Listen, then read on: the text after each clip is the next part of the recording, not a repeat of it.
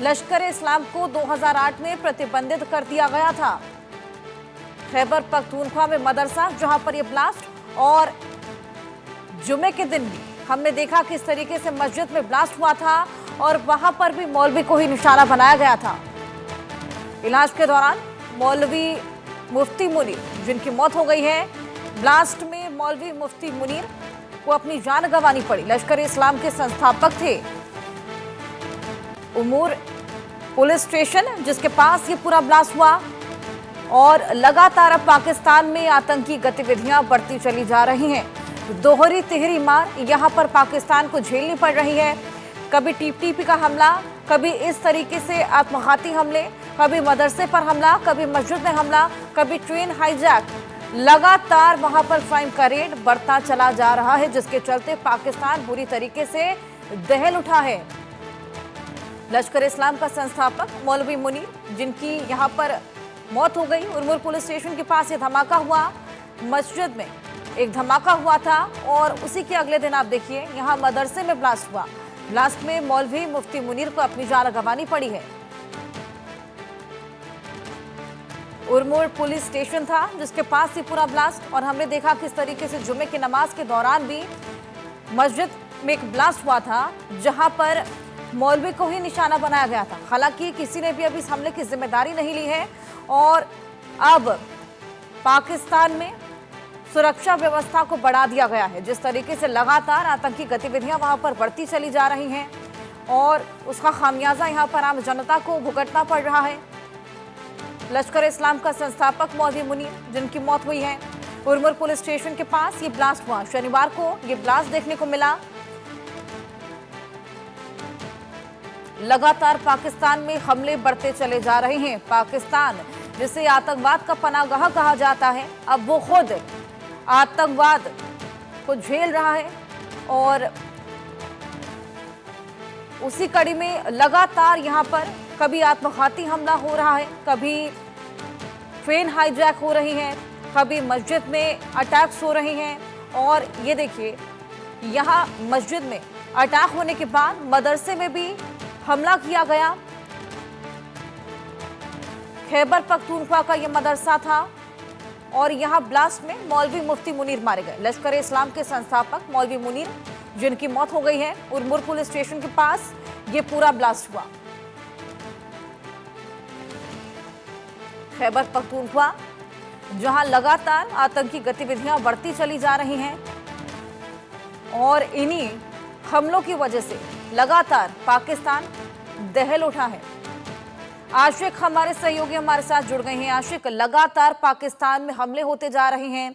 कभी आत्मघाती हमला होता है, कभी ट्रेन हाईजैक हो जाती है, कभी मस्जिद को निशाना बनाया जाता है, और वहां पे भी मौलवी को ही निशाना बनाया गया था। और उसी के बाद हम देखते हैं यहाँ पर मदरसे में भी अटैक हुआ है। किसने इसकी जिम्मेदारी ली है? देखिए हर्षा, ये कल रात की घटना है जब शाम के वक्त नमाज के लिए सब लोग जा रहे थे, तो खैबर पख्तूनख्वा के पेशावर में उर्मुर गांव के करीब ये मस्जिद एक है जहां पर मदरसा भी है, और यहाँ पर मौलवी शाकिर जो है वो नमाज पढ़ने के लिए गए थे, और जो ही वो नमाज पढ़ के बाहर निकले तो एक अचानक ब्लास्ट हो गया, और उस ब्लास्ट में कई सारे लोग जख्मी हो गए। और इन जख्मियों को जो है नजदीकी अस्पताल, लेडी राइडिंग अस्पताल जो वहां पर है खैबर पख्तूनख्वा में, वहां पर ले जाया गया। लेकिन वहां पर मुफ्ती शाकिर की जो है मौत वाक़ा हो गई, और इसके बाद जो है पूरे पाकिस्तान में हड़कंप मच गई कि किस तरह ये ब्लास्ट जो है मस्जिद के बाहर हुआ। हालांकि इससे पहले की अगर हम बात करें, 2 दिन पहले एक ट्रेन जो है बलूचिस्तान के सूबे में जो है वो हाईजैक होती है, और उस ट्रेन मामले में भी पाकिस्तानी सेना को भी काफी नुकसान उठाना पड़ा, साथ साथ वहां के स्थानीय लोग भी मारे गए। और इस तरह की घटनाएं जो है अब आए रोज जो है पाकिस्तान के हर एक सूबे में रिकॉर्ड हो रही है। फिलहाल इस हमले के बाद जो है कई सारे आरोप लग रहे हैं पाकिस्तानी सेना के ऊपर भी, क्योंकि मुफ्ती शाकिर के बेटे का बड़ा इल्जाम भी है, और उनकी तरफ से ये कहा गया है कि वो तब तक फ्यूनरल राइट्स नहीं करेंगे मुफ्ती शाकिर की जब तक ना उनके कातलों का पता चले। आपको बता दें कि फिलहाल पूरे सूबे में जो है हालात काफी कशीदा बने हुए हैं, लोग सड़कों पर है और पाकिस्तान सरकार के खिलाफ भी कहीं ना कहीं नाराजगी जता रहे हैं, क्योंकि इस तरह के अटैक जो है बार बार हो रहे हैं और 24 घंटों में ये तीसरा अटैक है जिसमें इस तरह की कार्रवाई की गई। हालांकि अगर हम मुफ्ती शाकिर की बात करें, ये एक ऐसे संगठन के साथ वाबस्ता रहे हैं जो कि 2006 में जो है उस पर पाबंदी आयद की गई थी। लश्कर इस्लाम नामी ये संगठन था और इस तंजीम के ये चीफ थे और इनकी मौत का वहां पर होना जो है कहीं ना कहीं सुरक्षा और जांच एजेंसी के लिए भी एक बड़ा सवाल पैदा करता है। जी हर्षा। बिल्कुल आशिक, इससे पहले हमने जो अटैक देखा जो मस्जिद में हुआ था जुमे की नमाज के दौरान, उसमें भी मौलवी को ही निशाना बनाया गया था। उनके तार किससे जुड़े थे और बताया गया था कि वो गंभीर रूप से घायल भी हुए थे, उनका इलाज जारी था। अभी फिलहाल उनकी तबीयत कैसी है? देखिए, अगर आज से पहले के अटैक की बात करें, वहां पर भी एक मस्जिद के बाहर ये अटैक हुआ था और उसमें भी कई सारे लोग घायल हुए थे। एक मौलवी जो कि वहां पर काफी फेमस है, क्लर्क है, और उनको भी वहां पर चोट आई थी। फिलहाल उनकी हालत जो है अस्पताल में ठीक बताई जा रही है। लेकिन जो कल उरमुर गांव में ये अटैक हुआ है, वहां पर ये ब्लास्ट हुआ है और इस ब्लास्ट ने जो है कहीं ना कहीं जो जांच एजेंसियां है, साथ साथ जो सरकार है, उनके ऊपर भी कई सारे इल्जाम लगाए हैं, क्योंकि मुफ्ती शाकिर का सीधे तौर पर ये कनेक्शन देखा गया है, क्योंकि ये पीटीआई के इमरान खान के साथ जो है कहीं ना कहीं जुड़े हुए थे इनके तार। और जिस हिसाब से पीटीआई के वर्कर्स पर भी कहीं ना कहीं निशाना बनाया जा रहा है, चाहे हम पाकिस्तान आर्मी की तरफ से बात करें या सरकारों की तरफ से बात करें, तो कहीं ना कहीं जो मुफ्ती शाकिर के बेटे हैं उनका भी सीधे तौर पर ये इल्जाम है कि फौज के साथ उन्होंने पहले ही, पुलिस के साथ उन्होंने पहले ही राब्ता किया था कि मेरे बाप को जो है कहीं ना कहीं थ्रेट कॉल्स और व्हाट्सएप पर मैसेजेस आए हैं, जिसकी वजह से वो परेशान है और उनको सिक्योरिटी कवर चाहिए था। लेकिन ना ही पुलिस ने इस पर कोई अमल किया और ना ही वहां पर सरकार ने इस पर गौर किया। और उनका सीधे तौर पर ये कहना है कि जब तक ना इसका पता लगाया जाए तब तक वो इनकी आखिरी जो लास्ट राइट्स होते हैं तो वो मुकम्मल नहीं करेंगे। और इस अटैक के बाद जो है कहीं ना कहीं जो पाकिस्तान में जितनी भी सुरक्षा एजेंसीज है उन पर सवाल काफी ज्यादा खड़े हो रहे हैं, क्योंकि ये पहला ब्लास्ट नहीं है। इससे पहले भी कई सारे ऐसे इंसिडेंट्स हुए हैं, चाहे हम ट्रेन हाईजैकिंग की बात करें जो कि बीएलए की तरफ से की गई, और इस तरह के अटैक जो है पाकिस्तान भर में बढ़ने लगे हैं। भाषा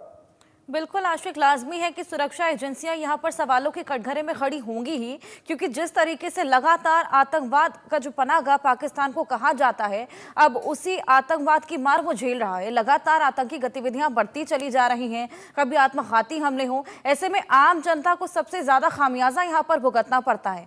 और जिस तरीके से अभी मस्जिद में अटैक हुआ और अब मदरसे को निशाना बनाया गया, तो क्या सिक्योरिटी के लिहाज से अभी मस्जिदों और मदरसों के बाहर क्या सुरक्षा के लिहाज से क्या कुछ और कड़े इंतजाम वहां किए गए हैं? देखिए, अच्छा, जिस हिसाब से इस वक्त रमजान का महीना चल रहा है तो लोगों की ज्यादातर तादाद जो है इन्हीं रिलीजियस साइट्स पर होती है। ज्यादातर नमाज के लिए लोग निकलते हैं और यहाँ पर सिक्योरिटी इतनी बढ़ाना जो है कहीं ना कहीं सिक्योरिटी एजेंसीज के लिए भी काफी मुश्किल पड़ता है।